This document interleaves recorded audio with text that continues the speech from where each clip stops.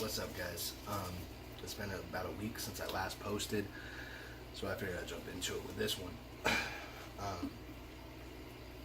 My last video was the Argus monitors you guys seen about the ball pythons. Well, now let's do another one that's pretty popular in the hobby anyways, and that's going to be bearded dragons. Again, I'm on my S9. Sorry for the focus. I do apologize for that. But I'm just going to be talking about these guys here. Now, I'm not sure if that's really going to focus for you guys. Pooped on his hand. These guys are notorious for being disgusting like that. This one here is my hypo whiteout male. Okay. He don't really want to be handled much. He just wants to be left alone. But these guys are really big in the pet industry, pet hobby, pet whatever you want to call it, and there's many good reasons for that. Number one, this is the average size for an adult. Now you can get them, if they have German giant bloodlines, and they could get bigger. Now typically they don't get much bigger than this at about 24 inches or about 2 feet. Males are obviously bigger, but they're awesome pets. They're simple, they're easy, they're great beginning reptiles, and they come in a wide variety. And I'm sorry about the mess, it's still getting organized. I keep getting more and more enclosures and whatnot, so it just keeps getting clustered. So I apologize for that, guys. But back onto the topic. They're awesome. Most of the time you don't get them aggressive. Now you can have an aggressive bearded dragon, and it could be for several different reasons, but typically they're really docile. That's why they're great in the pet hobby, pet trade. They come in a wide variety of color mutations, different morphs, such as like their scales. For instance, this one here is, if it will pick it up, this is my Silky, okay, which means she has no scales on her whatsoever. She is completely smooth. Get back in there, kind of focus. No, not going to focus for me? Okay, so she is completely smooth. No scale whatsoever. Nothing. So I'm going to focus. Nothing. Okay. Now she is a citrus tiger. And that's where that pattern comes in. Okay. Put her up. This guy here, personally, he kind of looks, as he grows up and gets older, he kind of dulls out a little bit. Now that's not going to be the same with the citrus tiger. They get prettier, realistically. And silkies, they just, as they age, they just always look better. This guy here, he's kind of normaled out, if that makes any sense, with his coloration. He's a normal scale. Okay, nothing special about his scales. But when he was younger, he was real purple, real white, real pretty. And now he's kind of fading out. And that's just what a lot of them do. They do fade out, but not everybody will tell you that. When you purchase babies, that could be, high color, so to speak. Whether it be like orange or red or whatnot. Now there is some that only get prettier, like the citrus tiger. They're awesome, However, the care for these guys, regardless of what, come on, get your nail out of there. Regardless of what they may be, it's caught on my necklace. Regardless of what they may be, come on, Bubba, how are you gonna keep catching it? Regardless of what they may be, their color mutation, or anything for that matter, other than the Silky itself, it's really the same setup, husbandry, all that good stuff. So, you want to start these guys off in about a 20 gallon, like the size of the Silky. You want them in about a 20 gallon. You could probably have her in a 10 for a little bit. I'm going to put him up, he's a little active. You could probably put the Smaller ones in a 10, but I recommend just going right to the 20. You don't want to stress them out, obviously. Sorry, my nose is just... You don't want to stress them out, obviously, but you don't want to confine them in such a tight spot. You want them to be able to exercise, run around back and forth. So, start them off in a 20-gallon. Obviously, you know, you could use so many different substrates for these guys. You really can. Sand is never any good for anything. I don't even keep my sand boas in sand. Anybody who messes with reptiles, especially on a larger scale, such as me and all the other freaking small-time breeders like myself, they will tell you sand is not good for anything, whether it be a leopard gecko, a ball python, bearded dragon, anything. Never use sand. I don't care that it's got a bearded dragon on the freaking package. I don't care if it's got a leopard gecko.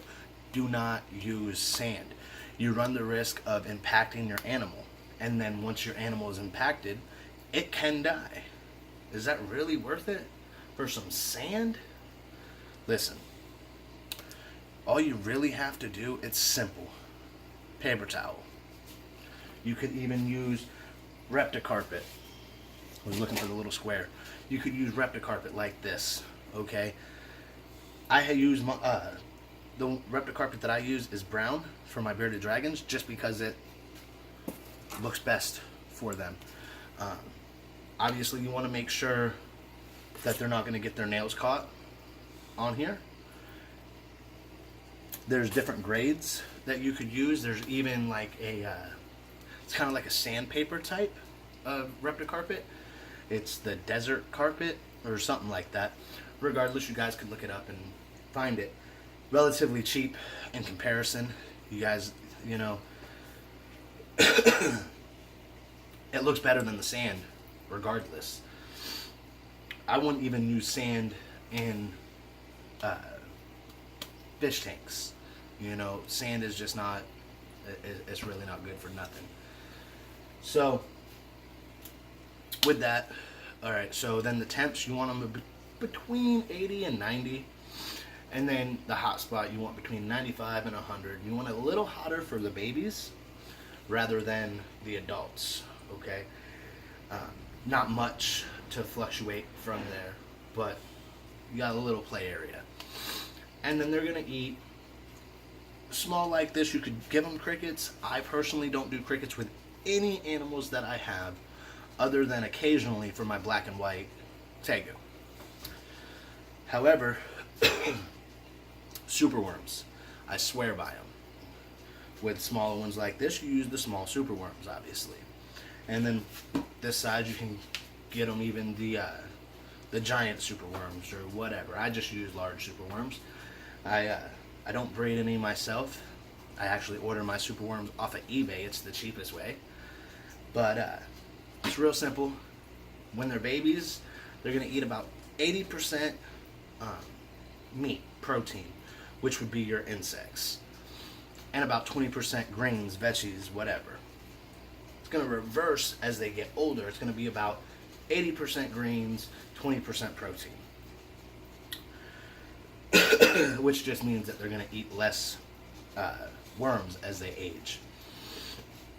The greens that I use typically are only mustards, or I can't say only, but for staple food, it's going to be collard greens and mustard greens. Sometimes I'll even mix them up, chop them up together, whatever. Sometimes it'll just be collard, sometimes it'll just be mustard. You can do other stuff like kale, very small amounts. You don't want to do a large amount of kale. You could do vegetables and other fruit, and you could do other vegetables and fruit.